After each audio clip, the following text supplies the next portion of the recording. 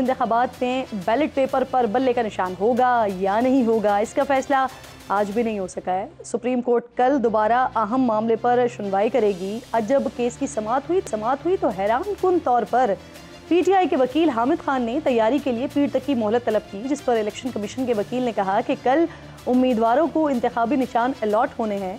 Chief justice ने remarks किए कि पीर तक समाअत मुलतवी करने के लिए हाई कोर्ट का हुक्म मुअत्तल करना पड़ेगा। हम तो हफ्ते और इतवार को भी समाअत के लिए तैयार हैं। कानून कहता है कि पहले कानूनी अंदाज में पार्टी इलेक्शन करवाएं, इंतखाबी निशान बाद की बात है। अगर इंट्रा पार्टी इलेक्शन दुरुस्त करार पाए तो इंतखाबी निशान समेत सब कुछ मिल जाएगा। इलेक्शन से पहले तकरीबन तमाम जमातें ही मकबूलियत के दावे कर रही हैं, लेकिन गैलप सर्वे के नताइज ने ना सिर्फ इन सबको हैरान किया है। मुस्लिम लीग नून के कायद मियां मोहम्मद नवाज शरीफ साहब 60% के साथ पंजाब के सबसे मकबूल तरीन लीडर बन गए हैं। दूसरे नंबर पर आते हैं बानी पीटीआई और तीसरे नंबर पर अमीर जमात इस्लामी सिराजुल हक हैं। मुल्की सतह पर बानी पीटीआई की मकबूलियत बरकरार है। नवाज शरीफ दूसरे और बिलावल भुट्टो बिलतरतीब तीसरे मकबूल रहनुमा है। अब सवाल ये है कि क्या ये जो सर्वे है ये इंतखाबी नताइज का मंजरनामा हो सकता है? आम इंतखाबात के लिए पार्टीज़ ने उम्मीदवारों को टिकट्स भी जारी कर दिए हैं, जिसके बाद टिकट से महरूम कई रहनुमा अपनी ही पार्टी से बगावत करते हुए नजर आ रहे हैं। नून लीग से दानियाल अजीज़ हैं और आयशा रजब बलोच हैं, उन्होंने आज़ाद हैसियत में इलेक्शन लड़ने का ऐलान कर दिया है। दूसरी तरफ एमक्यूएम ने भी कराची से कौमी असम्बली के लिए अपने उम्मीदवारों का ऐलान कर दिया है। तारीख में पहली बार नाज़रीन एमक्यूएम कराची की तमाम नशिस्तों से इलेक्शन नहीं लड़ेगी। इसकी वजह क्या है? कौमी असम्बली की 4 सीट्स किसके लिए छोड़ी गई हैं? इन्हीं तमाम मौज़ूआत पर बात करने के लिए आज मेरे मौजूद मेहमानों में सब सेक्रेटरी फारूक सत्तार मुत्तहिदा कौमी मूवमेंट पाकिस्तान से ज्वाइन कर रहे हैं, डिप्टी कन्वीनर हैं। बहुत बहुत शुक्रिया आपका फारूक सत्तार साहब। सबसे पहले तो ये फरमाइए सर, इलेक्शन 2024 का जो सबसे पहला इत्तेहाद हुआ था वो पाकिस्तान मुस्लिम लीग नून और एमक्यूएम के दरमियान हुआ था, लेकिन स्टिल पिक्चर अभी तक क्लियर नहीं है।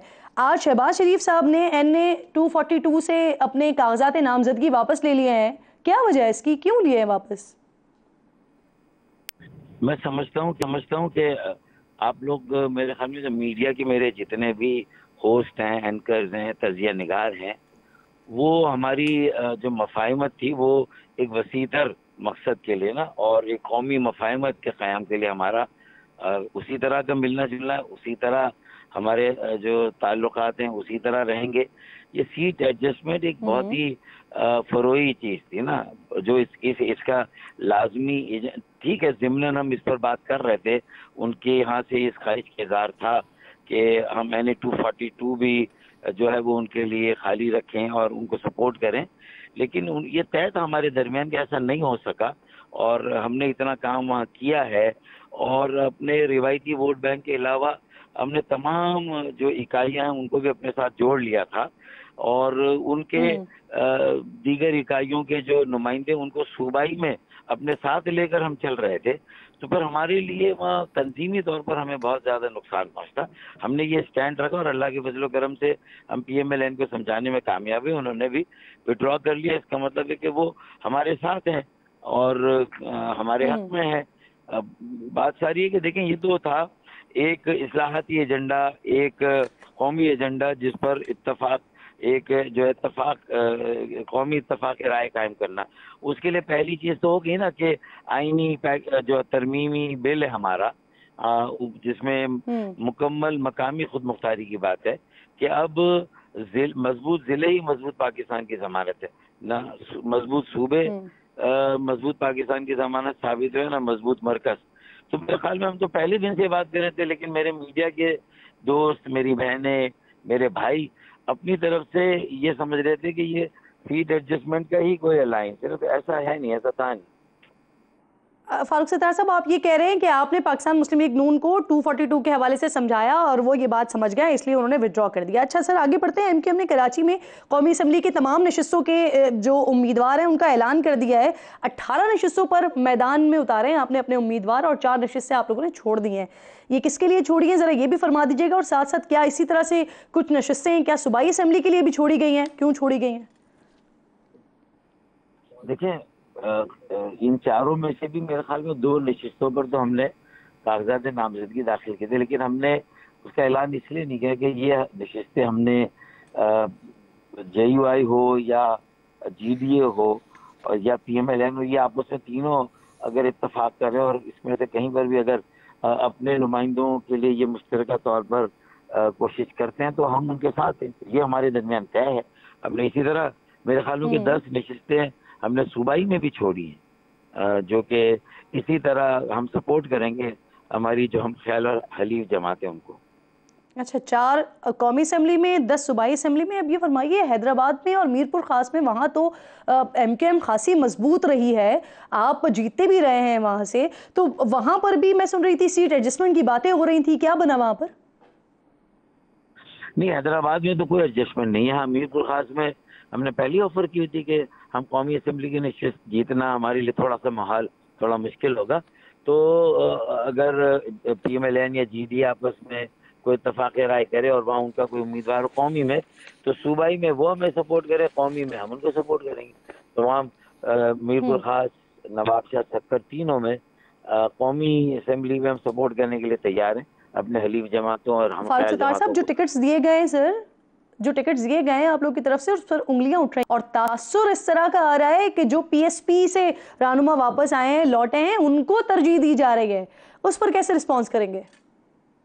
देखिए, जब हम 3 भाई 3 लोग जो अलग थे अगर एक जगह जमा हुए हैं, तो जाहिर है कि 1 साल के अंदर हमने जितनी जेलिंग की, जितनी मेहनत की, उसमें जो हमारी जो टॉप लीडरशिप है उसकी तो बिल्कुल पूरे दिल के साथ और जो है वो पूरी दिल जमाई के साथ सबने काम किया।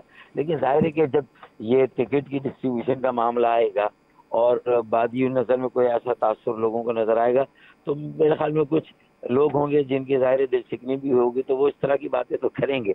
लेकिन मैं समझता हूँ कि एक वसीतर मफाद के लिए इस वक्त अर्बन सिंध की सियासत के का सर्वाइवल का मसला है। हमारी जो छीनी गई जो अजमत थी उसको हमें सियासी तौर पर मेहनत करके उसे वापस लेना है। जो हमारे शहर थे, मतलब जहाँ हमारा सियासी असर और रसूख था, वहाँ अब हमें इंतजामी इख्तियार भी चाहिए, अब वहाँ हमें ज़िलों के लिए मुकम्मल खुद मुख्तारी भी चाहिए, अब हमें वहाँ के लिए वसाइल भी चाहिए।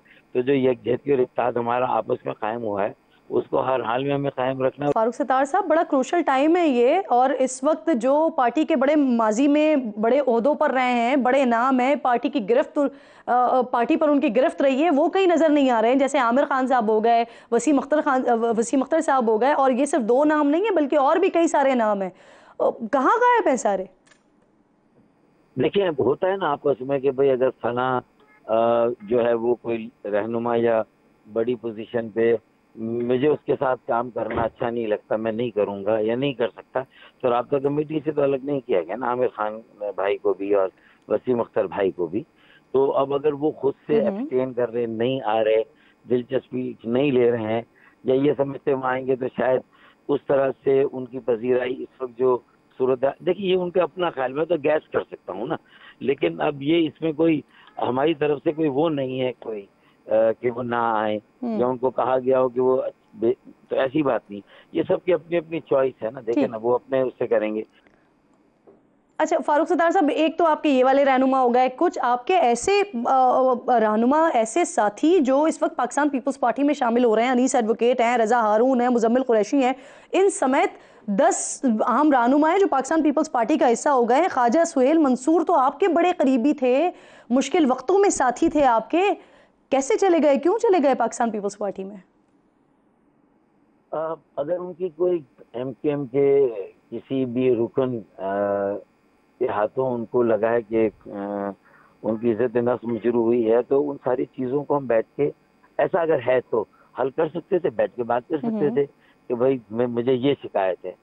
लेकिन अगर मुझे पता ही ना हो, कम से कम मुझ पर भी मेरे ये साथी एतबार ना करें और मुझे अपनी शिकायत से आगाह ना करें और खुद ही फैसला कर लें, तो फिर मैं समझता हूँ कि वो उनको फायदा नहीं होगा, क्योंकि इतने सालों तक एक सियासी जमात MKM शहरी सिंध में सियासत करने वाली, उससे आप जुड़े रहें, फिर आप अलग हो गए, एक ऐसी जमात जिसके ऊपर आप भी बराबर की उसी तरह की तनकीद करते थे जिस तरह हम आज भी करते हैं, और कैसे नारा लगाएंगे, जिए महाजिर का, जिए मुत्तहदा का नारा लगाने वाले, जिए भुट्टो का नारा कैसे लगाएंगे, और अगर वो दोनों नारे भी वहाँ लगाते हैं तो फिर मैं समझता हूँ कि ना वो इस नारे से सिंसियर है ना उस नारे से सिंसियर है। ये तो मेरी राय है। बाकी सबको हक है भाई अपनी फैसला करने का, किसी जमात में जाने का, किसी जमात से निकलने का।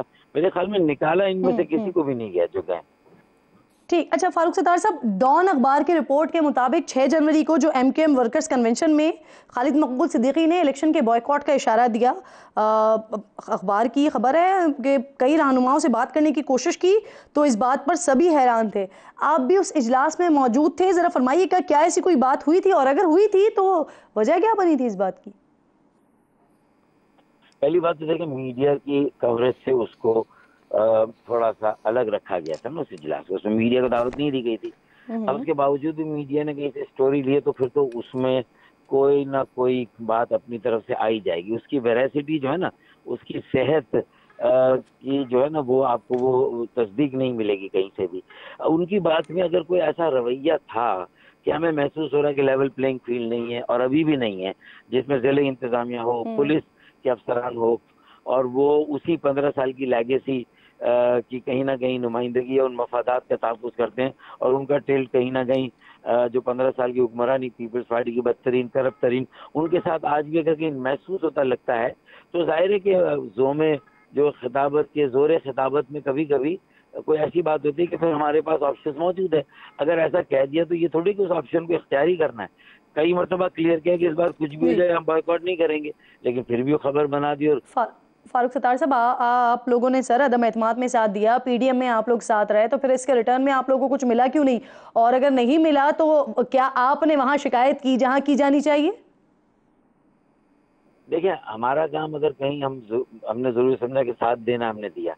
खराज दूसरों को देना था, ये उनसे सवाल बनता है कि खराज क्यों नहीं दिया। मैं समझता हूँ कि अगर हम कोई शिकायत करते हैं, अखबार में हमारी बात आती है, तो अगर मुल्क की सलामती और इस्तेहकाम से जुड़े हुए इदारे अगर कहीं सियासत में दिलचस्पी रखते हैं तो वो अगर किसी को कोई मशवरा देते हैं तो फबेहा, मेरे ख्याल में उसमें कोई हर्ज नहीं है।